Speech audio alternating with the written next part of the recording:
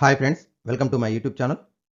ఈ వీడియో నందు AP TET come TRT 2019లో వచ్చినటువంటి ఎగ్జిటి క్వశ్చన్ పేపర్ నందు క్వశ్చన్స్ ఏ కాన్సెప్ట్ నుంచి అడగడం జరిగింది, వాటి యొక్క సాధనలను ఏ విధంగా తెలుసుకోవచ్చో ఈ వీడియో నందు నేర్చుకుందాం. ఇంతవరకు ఛానల్ని సబ్స్క్రైబ్ చేసుకోకపోతే సబ్స్క్రైబ్ చేసుకోండి. ఇప్పుడు మరి ఒకసారి క్వశ్చన్ పేపర్ నందు క్వశ్చన్స్ 111 నుండి 130 వరకు 20 క్వశ్చన్స్ ఇవ్వడం జరిగింది. మరి ఇందులోపల మనం గమనించినట్లయితే మొదటి question, if the compound ratio of 8 is to 5 1/3 and the inverse ratio of 3 1/5 is to 1 1/3 is 50 is to x, then the value of x is. మరి ఇక్కడ మనకి మూడు నిష్పత్తులు ఇచ్చిన మొత్తం మీద అందులోపల మనకి ఇచ్చింది కాంపౌండ్ రేషియో అనగా బహుళ నిష్పత్తి. మరి ఇక్కడ మొదటిదేమో 8 is to 5 1/3. మరి ఇందులో 8 is to 1/3ను మనం భిన్న రూపంలో ఉంది, ఇక్కడ మిశ్రమ భిన్నం, మరి అపక్రమ భిన్నంగా మారుస్తున్నాం. 3 5ల 15, 15 + 1 16/3. అయితే నిష్పత్తి ఎప్పుడు కూడా భిన్న రూపంలో ఉండకూడదు, పూర్ణాంక రూపంలోకి మార్చుకోవాలి. మరి 3 భాగిస్తుంది, ఇది కూడా మొదటి పూర్వపదాన్ని కూడా 3తో గుణించి భాగించినట్టయితే 24 is to 16 అవుతుంది. 24 is to 16. అలాగే రెండవది 3 1/5 అనగా 5 3ల 15, 15 + 1 16, సో 16/5. అలాగే 1 1/3, 3 1ల 3 + 1 4, సో 4/3. ఇందులో కూడా భిన్న రూపంలో ఉంది. భిన్న రూపంలో ఉన్నట్టయితే మరి రెండు కూడా భిన్న రూపంలో ఉన్నట్టయితే ఈ విధంగా గుణించుకుంటాం. 16 3ల 48, అలాగే 4 5ల 20. ఓకే, తర్వాత దీని ఒకవేళ పూర్వపదము పరపదం రెండు కూడా ఒకే సంఖ్యతో భాగించబడుతున్నట్టయితే భాగించుకుంటాం. మరి మొదటి చూసినట్టయితే 8తో భాగించబడుతుంది, 8 3ల 8 2ల, కాబట్టి 3 is to 3 is to 2 అవుతుంది. అలా ఇది కూడా భాగించబడుతుంది, మరి 4 ఎక్కం లోపల భాగించి 4 12ల 4 5ల, సో 12 is to 5 వస్తుంది. ఇవి రెండు నిష్పత్తులు వచ్చినాయి. ఇప్పుడు మరొకసారి చూడండి, ఫస్ట్దేమో అలాగే తీసుకోవాలి, రెండో దానికి యొక్క విలోమ నిష్పత్తి. So 12 is to 5, 12 is to 5కు విలోమ నిష్పత్తి ఇన్వర్స్ రేషియో 5 is to 12 అవుతుంది. 5 is to 12. నెక్స్ట్ ఇప్పుడు కాంపౌండ్ రేషియో అంటే ఏంటి చూద్దాం. A is to B ఒక ratio, C is to D రెండో రేషియో అయితే ఈ రెండింటి యొక్క కాంపౌండ్ రేషియో అంటే మనకి ప్రొడక్ట్ ఆఫ్ మనకి లబ్ధము, పూర్వపదాల లబ్ధము మరి పరపదాల లబ్ధాల నిష్పత్తికి సమానం. అంటే AC is to BD అవుతుంది. ఇప్పుడు మరి 3 5ల 15, పూర్వపదాల లబ్ధం 15, అలాగే పరపదాల లబ్ధం 24. 15 is to 24 is equal to 50 is to x ఇచ్చిండు, 50 is to x. ఇప్పుడు మరి నిష్పత్తిని భిన్న రూపంలోకి మార్చుకున్నట్టయితే 15/24 is equal to 50/x. x భాగిస్తుంది, రెండో వైపు వస్తే గుణిస్తుంది, అలాగే 24 భాగిస్తుంది, రెండో వైపు వస్తే గుణిస్తుంది. So there four x is equal to మొత్తం మీద మనకి ఏమవుతుంది 50 × 24/15. 5 3ల 5 10ల 3 1ల 3 8ల, సో 10 8ల 80. దేర్ ఫోర్ మనకి ఇచ్చినటువంటి x విలువ అనేది 80 అవుతుంది. ఒకసారి మరోసారి చూడండి ఏమేం చేసినా మనం ఇందులో కూడా చూసినట్టయితే ముందుగా ఇచ్చినటువంటి దాని యొక్క భిన్న రూపంలో ఇచ్చినటువంటి నిష్పత్తులను పూర్ణాంకాలుగా మార్చుకున్నాం, అలాగే పూర్వపదం పరపదాన్ని భాగించినాం. ఇక్కడ 24 is to 16 అంటే 8 3ల 8 2ల వచ్చింది. అలాగే రెండవది మరి 48 is to 20 వచ్చింది, 4తో భాగిస్తే 12 is to 5 వచ్చింది. మరి ఇక్కడ ఇన్వర్స్ రేషియో విలోమ నిష్పత్తి అడిగిండు, 5 is to 12 అవుతుంది. నెక్స్ట్ ఇది మన కాంపౌండ్ రేషియో బహుళ నిష్పత్తి అనగా పూర్వపదాల లబ్ధము నిష్పత్తి పరపదాల లబ్ధం సమానం అవుతుంది. మరి 15 is to 24 అయింది. ఇక్కడ ఇందులో కూడా ఆన్సర్ ఇచ్చిండు 50 is to x అని ఇచ్చిండు, కాబట్టి మరి సమానం చేసినట్టయితే x విలువ 80 వచ్చింది. Option 2 is the correct option. Next question, the compound interest on 31,250 rupees at 8% per annum for 2 3/4 years is 31,250 రూపాయలు, 8% చక్రవడ్డీ చొప్పున 2 3/4 సంవత్సరాలకు అయ్యే వడ్డీ ఎంత అని అడిగింది. ఇక్కడ వడ్డీ అడిగిండు. అయితే మనకి ఇక్కడ సంవత్సరానికి 6 నెలలకు 3 నెలలకు కూడా చక్రవడ్డీ లెక్కిస్తాం. ఈ సంవత్సరం నందు మనకి ఎన్ని నెలలకు అని చెప్పలేదు, అంటే మనం జనరల్గా 1 ఇయర్కి తీసుకుంటాం. మరి 2 సంవత్సరాలు ఉంది, 3/4 నెలలు ఉంది, 3/4 నెలలు అనగా 9 నెలలు అవుతుంది. మరి ఇప్పుడు ఇందులో కూడా మనం చక్రవడ్డీ కాబట్టి ముందుగా 2 సంవత్సరాలకు తెలుసుకుంటాం. మరి 2 సంవత్సరాలకు సూత్రము A is equal to P × 1 + R/100 whole power of n. ఇందులో A is equal to P అనగా అసలు 31,250 రూపాయలు, 1 ప్లస్ ఇంట్రెస్ట్ రేటు R 8% కాబట్టి 8/100 హోల్ పవర్ ఆఫ్ 2 ఇయర్స్ కాబట్టి 2 తీసుకుంటాం ఫస్ట్. సో 31,250 ఇంటూ ఇక్కడ 100 1ల 100, 100 + 8 108/100, ఘాతం 2 ఉంది కాబట్టి 2 సార్లు రాసుకుంటాం, 108/100. ఇప్పుడు క్యాన్సల్ చేసినట్టయితే మనకి 4 25ల 4 7ల 28, 3 మిగులుతుంది. నెక్స్ట్ది 432. నెక్స్ట్ ఇది 5 ఉంది, 0, 4 1 4. సో ఇక్కడ మనకి పాయింట్ రూపంలో వస్తుంది, 2తో క్యాన్సిల్ చేద్దాం. 2 50ల, 2 1ల, 2 5ల, 2 6ల, 2 2ల, 2 5ల. సో ఎంత వచ్చింది మనకి? ఫస్ట్ ఇది 15,625 ఇంటూ 108 ఇంటూ 108, 116 64 అవుతుంది. 11,664 బై 50 ఇంటూ 100. దీంట్లో 5తో భాగించినట్టయితే 5 10ల, 5 3 15, 5 1 5, 5 2 10, 5 5 25. మళ్ళీ 5తో భాగిస్తే 5 2, 5 6 30, 1, 5 2 10, 2, 5 5 25. నెక్స్ట్ 25 25ల, ఇక్కడ 25 4ల క్యాన్సిల్ అవుతుంది. నెక్స్ట్ లాంగ్లో చూసినట్టయితే 25 ఇంటూ 11,664 బై 2 4ల 8 వస్తుంది. నెక్స్ట్ ఇది మరి ఇక్కడ మనం భాగించినట్టు 8తో భాగించబడుతుంది. 8 1ల 3, 8 4 32, 4, 8 5 40. నెక్స్ట్ ఇది 8 8 64. సో 1458 ఇంటూ 25 వచ్చింది.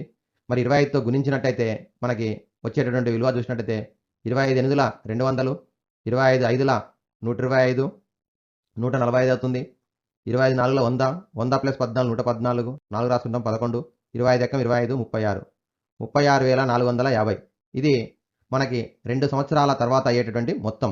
ఇప్పుడు మిగిలినటువంటి 9 నెలలకు మనం బారు వడ్డీ ప్రకారం చేస్తాం. మరి బారు వడ్డీ ప్రకారం PTR by 100. So PTR by 100 అనగా చూడండి, ఇక్కడ ఐ మాత్రం వస్తుంది, ఇంట్రెస్ట్ వస్తుంది ఇక్కడ. So I is equal to PTR by 100. ఇది మనం చక్రవడ్డీ అయినప్పటికీ మనం నెలల్లో ఉన్నట్టయితే బారు వడ్డీ వాడుతుంటాం. సంవత్సరం కంటే తక్కువగా ఉన్నప్పుడు పి అనగా 36,450, టైం మనకి 3/4, లేదా 9 నెలలు అంటే 9/12 రాయొచ్చు, లేదా 3/4 రాయొచ్చు. ఆర్ అనగా ఇంట్రెస్ట్ రేట్, అదే ఇంట్రెస్ట్ రేట్ 8/100. ఇక్కడ కూడా 0 క్యాన్సిల్ అవుతుంది. నెక్స్ట్ ఇది 2 5ల, 2 4ల, అలాగే 4 4 క్యాన్సిల్ అవుతుంది. 5తో 5 1ల, 5 ఏళ్ళ 35, 5 2ల 10, 5 9 45 ఇంటూ 729 ఇంటూ 3. సో 729ని 3తో ఇంటూ చేస్తే 3 9ల 27, 3 2ల 6 8, 3 ఏళ్ళ 21, 2,187 రూపాయలు మనకి ఇది 9 నెలలకు. మళ్ళీ అలాగే 2 సంవత్సరాలకు 36,450 మొత్తం వచ్చింది. దీంట్లోకి వెళ్ళి 31,250 రూపాయలు కింద మైనస్ చేస్తున్నా చూడండి, కింద 0 0 2 5, 5,200. ఇది 2 సంవత్సరాలకు 5,200. మొత్తం కూడినట్టయితే 7 8 3 7. సో 7,387 రూపాయలు. Option 1 is the correct option. Option 1. Next question. The population of village increased by 6% annually. If the present population is 17,490, the population of a village a year ago, 1 year before ఉన్నటువంటి population ఎంత ఉంది? ప్రతి సంవత్సరం ఎంత rate interest అవుతుంది? 6% interest increase అవుతుంది. కాబట్టి ప్రస్తుతం 17,490 అయినట్టయితే సంవత్సరం క్రితం జనాభా ఎంత? ఇక్కడ ఇది కూడా మనం ప్రిన్సిపల్ సేమ్ ఫార్ములా వాడతాం. పి మనకి సంవత్సరం ముందు ఉన్నటువంటి జనాభా పి అనుకున్నట్టయితే ఇక్కడ కూడా కాంపౌండ్ ఇంట్రెస్ట్ అప్లికేషన్ చేస్తాం.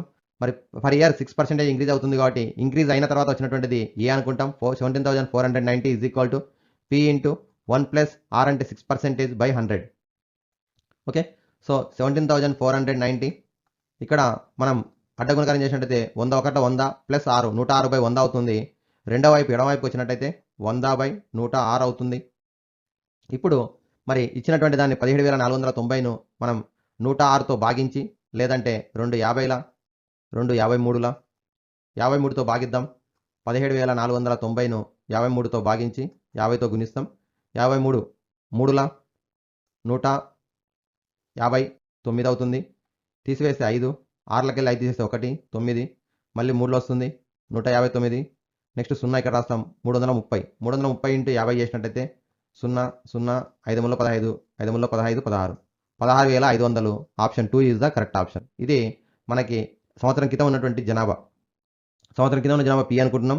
సంవత్సరం తర్వాత వచ్చినటువంటి జనాభా ఏ అనుకుంటున్నాం. అలాగే వృద్ధి రేటు 6 కాబట్టి 6 రాసుకుంటున్నాం. ఈ విధంగా సాల్వ్ చేస్తున్నాం. Next question.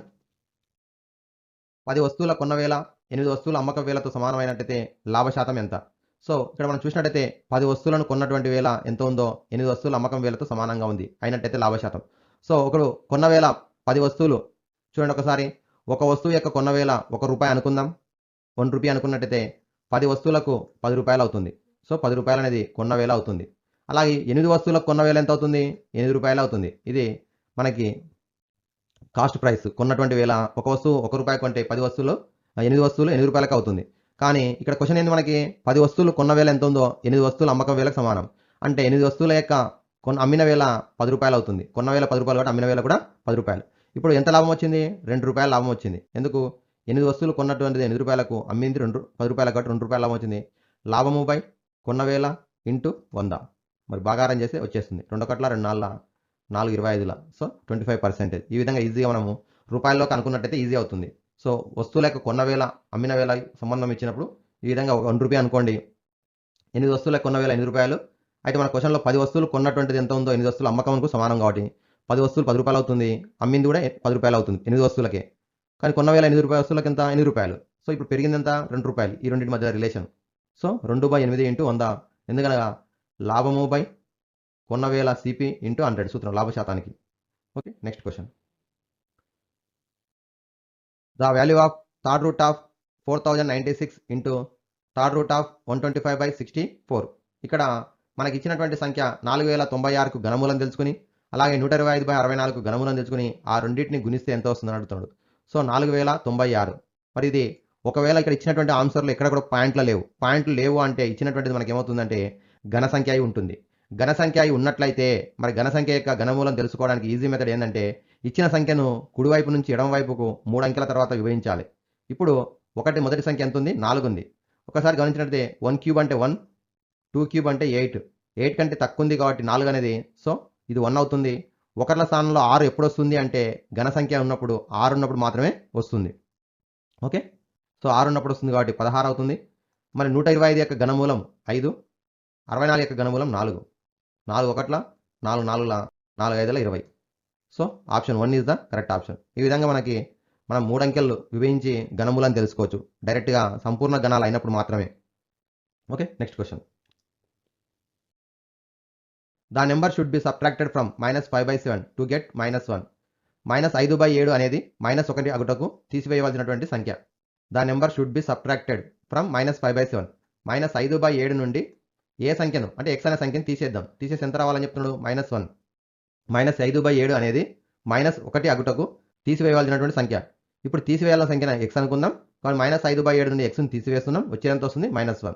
ఇప్పుడు -x తెలుసుకోవాలి కాబట్టి కుడివైపు వస్తే +1 అవుతుంది. -1 అనే స్థిరాంకము కుడి నుంచి ఎడమకు వస్తే +1 అవుతుంది. కాబట్టి -5/7 + 1 x. ఇప్పుడు హారం ఏమి లేకుండా 1 కాబట్టి అడ్డ గుణకారం చేసినట్టయితే -5 + 7 1 7 బై హారంలో లబ్ధం 7. So 2/7 answer. x = 2/7. Option 2 is the correct option. Next question. x 4 y 2 z is a 5-digit number exactly divisible by 9. Then the least value of x plus y plus z. ఇచ్చినటువంటిది 5 అంకెల సంఖ్య. 5 అంకెల సంఖ్య అనేది 9తో నిశ్శేషంగా భాగించబడుతున్నట్టయితే x plus y plus z యొక్క కనిష్ట సంఖ్య ఎంత అని అడుగుతాడు. 9చే భాగించబడినట్టయితే ఆ సంఖ్యలోని అంకెల మొత్తం అనేది 9 యొక్క గుణిజం కావాలను. సంఖ్యలోని అంకెల మొత్తం 9 యొక్క గుణిజం. సో ఇప్పుడు x plus 4 plus y plus 2 plus z. x plus 4 plus y plus 2 plus z. So కూడితే 6 plus x plus y plus z. ఇది మొత్తం 9తో భాగించబడుతుంది కాబట్టి 9 గుణిజం. మరి 9 గుణిజాలంటే 9 కావచ్చు, 9 2 18 కావచ్చు, 9 3 27 కూడా రావచ్చు అనుకుందాం. ఇప్పుడు మనకు అడిగింది కనిష్ట సంఖ్య కాబట్టి మరి ఇక్కడ 6 ఉంది. ఈ మూడింటి యొక్క మొత్తము కనీసము 3 ఉండవచ్చు లేదా 15 ఉండవచ్చు. ఇప్పుడు 3 అనేది కనిష్ట సంఖ్య అడిగింది కాబట్టి 3 ఈజ్ ద కరెక్ట్ ఆప్షన్. ఎందుకంటే 15 అనే ఆప్షన్ ఇక్కడ లేదు కాబట్టి 3 is the correct option. Okay, next question. The GCD of two numbers is 7 and the first 3 quotients by the division method are 1, 2, 3. Then the numbers are. రెండు సంఖ్యల గాసాక 7 మరియు ఆ గాసాకను భాగాహార పద్ధతిలో కనుగొనడంలో లభించినటువంటి మొదటి 3 భాగఫలాలు 1, 2, 3 అయినట్లయితే ఆ సంఖ్యలు ఏంటివని అడుగుతున్నాడు. సో ఒక్కసారి మనం గమనించినట్టయితే ఇక్కడ 2 రకాలుగా చేయొచ్చు. ఆప్షన్స్ ప్రకారం కూడా చేయొచ్చు, లేదంటే తెలుసుకోవచ్చు. చూద్దాం. ఆప్షన్స్ ప్రకారం మనం చూసినట్టయితే ఫస్ట్ మనకి 21 70. సో 70 తీసుకున్నట్టయితే పెద్ద సంఖ్యను 21తో భాగించినట్టయితే 21 3లో వస్తుంది కాబట్టి 63 అవుతుంది. 7 7 21 7 3 21. సో మనకి ఫస్ట్ది కాదు. నెక్స్ట్ సెకండ్ది 29 3 87. ఇది కూడా కాదు. సో నెక్స్ట్ ఇది 49 70 చూద్దాం. సో 49 1 49 అవుతుంది. నెక్స్ట్ తీసేస్తే 1 2. నెక్స్ట్ 49 21 2 42 7 అవుతుంది. 21 7 3 21. సో 1 2 3 వచ్చింది ఇదే కాబట్టి option 3 is the correct option. ఈ విధంగా మనము ట్రయల్ ఎర్రర్ మెథడ్లో చెక్ చేసుకుంటూ కూడా ఆన్సర్ తెలుసుకోవచ్చు.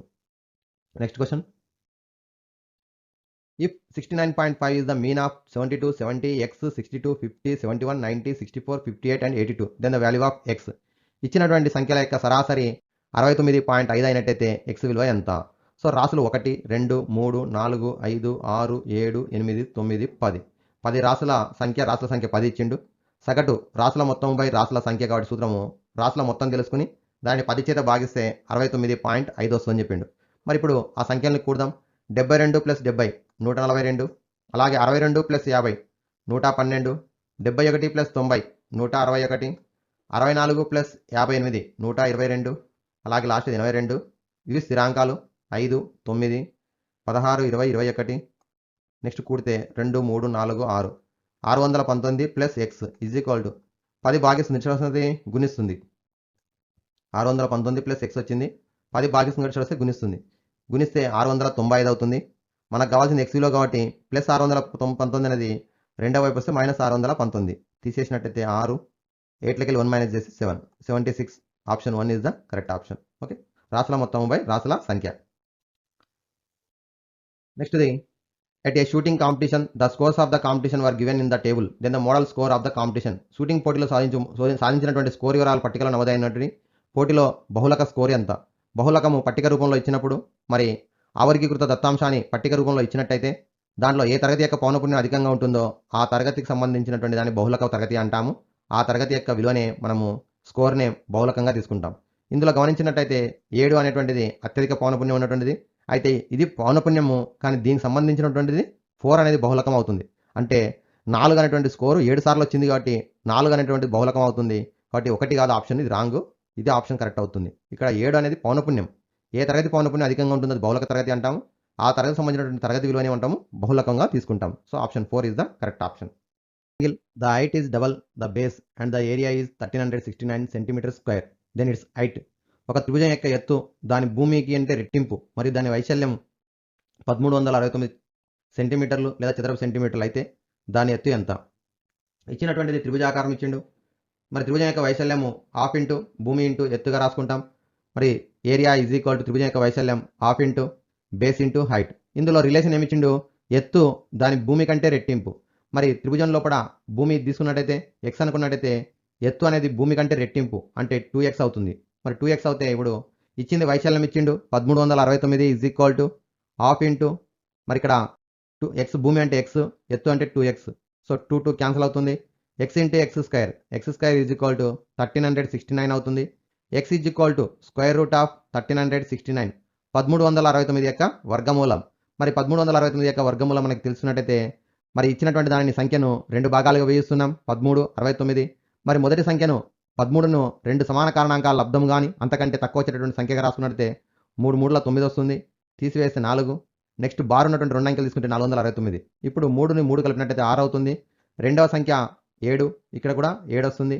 7 7 49, 7 6 42, 46. సో వర్గమూలం 37 వచ్చింది. కాబట్టి ఎక్స్ ఈజ్ ఈక్వల్ టు 37. అయితే మనకు అడిగినటువంటిది ఎత్తు అడిగిండు. ఎత్తు అంటే 2x అనుకున్నాం కాబట్టి 2 into 37 that is equal to 74. So option 2 is the correct option. ఆ త్రిభుజం యొక్క ఎత్తు 74 సెంటీమీటర్లు అవుతుంది. ABCD is a rhombus and AC and BD are diagonals of the rhombus. AC square BD square plus BD square విలువ ఎంత అన్నాడు. మరి ఇచ్చినటువంటిది రాంబస్ ఇచ్చిండు. రాంబస్ లోపల పేరు ABCD ఇచ్చిండు. అందులో 2 కర్ణాలు AC మరియు BDలు 2 కూడా కర్ణాలు అయినట్టయితే కర్ణముల యొక్క వర్గం ఎంత అని అడిగిండు, వర్గముల మొత్తం ఎంత అని అడిగిండు. సో మనకి డైరెక్ట్ సూత్రం ఉంది. మరి కర్ణాలు మనం మామూలుగా D1 D2 అనుకుంటుంటాం. సో ఇక్కడ డైరెక్ట్ సూత్రం D1 square plus D2 square is equal to 4 into side square కాబట్టి ఇక్కడ సైడ్ అంటే CD స్క్వేర్ కాబట్టి CD అనేది భుజం పొడివే కాబట్టి 4 CD square. Option 4 is the correct option. Next question. If the area of an equilateral triangle is 16√3 centimetre square then its perimeter. ఒక త్రిభుజం యొక్క వైశాల్యం ఇచ్చిండు. మరి ఇచ్చినటువంటి సమబాహు త్రిభుజం కాబట్టి సమబాహు త్రిభుజం యొక్క వైశాల్యం సూత్రము √3/4 into A square is equal to 16√3 centimetre square ఇచ్చిండు. అయితే చుట్టుకొలత అడిగిండు 3A అడిగిండు. సో 3A అంటే 3 ఇంటూ భుజం పొడవు. ముందుగా భుజం పొడవు తెలుసుకోవాలి. ఇరువైపులా √3 క్యాన్సిల్ అవుతుంది. 4 భాగిస్తుంది. రెండో వైపు వస్తే గుణిస్తుంది. A square is equal to 64. అలాగే భుజం పొడవు A ఈజ్ ఈక్వల్ టు √64. 64 యొక్క వర్గమూలం 8. సో ఇప్పుడు చుట్టుకొలత 3 into 8 is equal to 24. Option 2 is the correct option. Okay, next question. If a cylinder, the circumference of the base is 88 centimeters and height is 60 centimeters, then the curved surface area of the cylinder. మరి ఇక్కడ స్తూపం యొక్క భూమి వృత్తాకారం ఉంటుంది, దాని యొక్క చుట్టుకొలత ఇచ్చిండు, మరి దాని యొక్క భూ పరిధి అని చెప్పిండు, భూ పరిధి అన్న చుట్టుకొలత అన్న సేమ్ అవుతుంది, 88 మీటర్స్ ఇచ్చిండు. ఇక్కడ వ్యాసార్థం ఇవ్వకుండా డైరెక్ట్గా చుట్టుకొలత ఇచ్చిండు.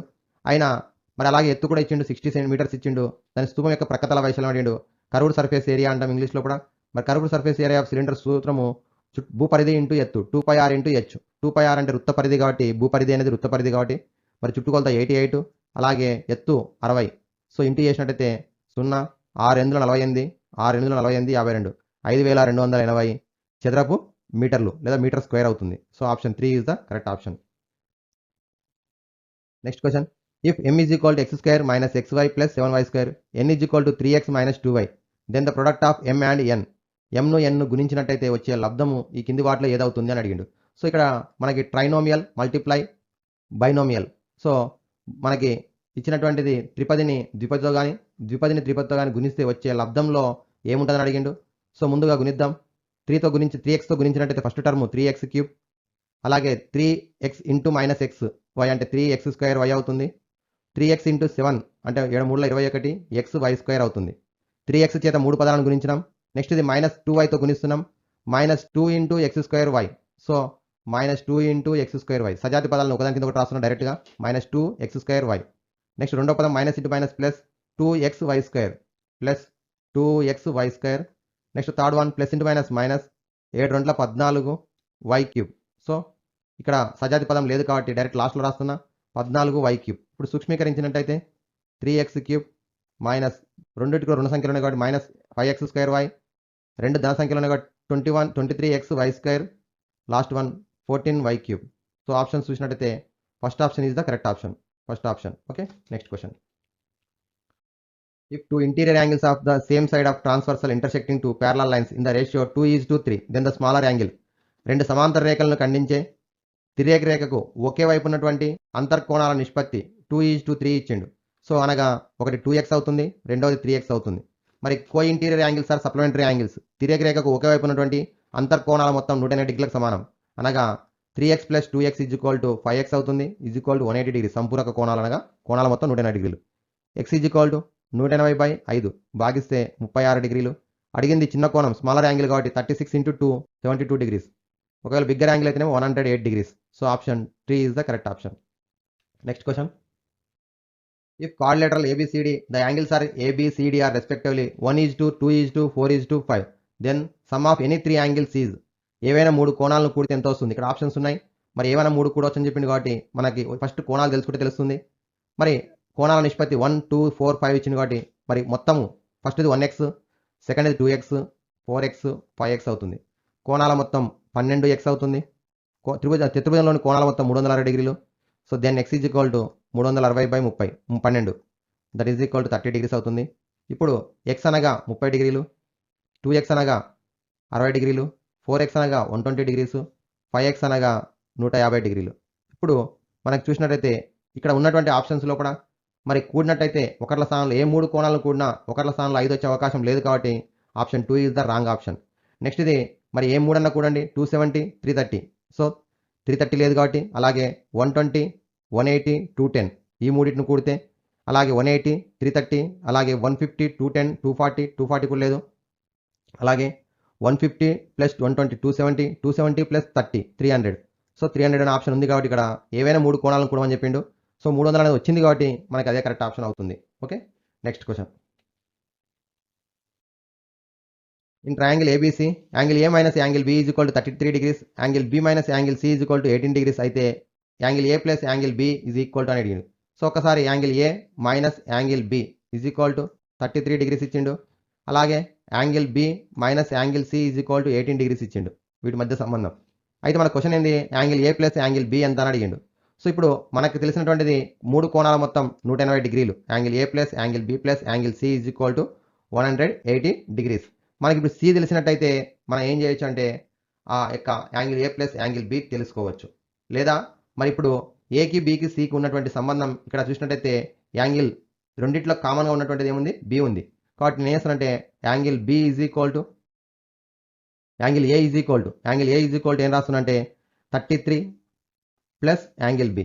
ఇక్కడ సి అంటే యాంగిల్ బి మైనస్ 18 డిగ్రీస్. ఇప్పుడు angle A plus angle B plus angle C is equal to 180 degrees.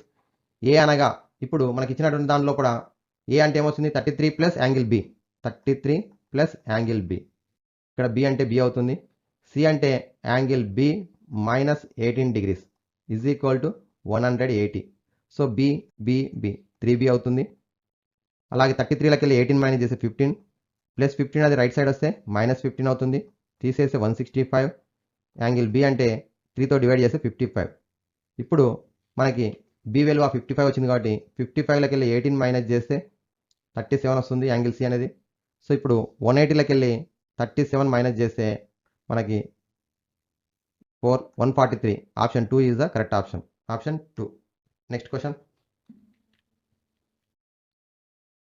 5 into 5 power of n minus 2 into 3 power of 2n minus 3 that is equal to 135 అయితే మనకి n value ఎంత అని అడిగిండు. So ఇచ్చినటువంటి దాని ప్రధాన కారణాంకాలు లబ్ధంగా రాస్తే 135ను 3 పవర్ ఆఫ్ 3 ఇంటూ 5 వస్తుంది. 27 ఇంటూ 5 అవుతుంది.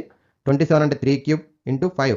సో ఇప్పుడు మనకి ఎడమవైపు కుడివైపు భూములకు భూములు ఘాతాంకాలకు ఘాతాంకాలు సమానం చేసినట్టయితే మరి ఇప్పుడు ఫస్ట్ దాంట్లో 5 పవర్ ఆఫ్ 1 ఉంది అనగా n minus 2 is equal to 1, n is equal to 3 అవుతుంది.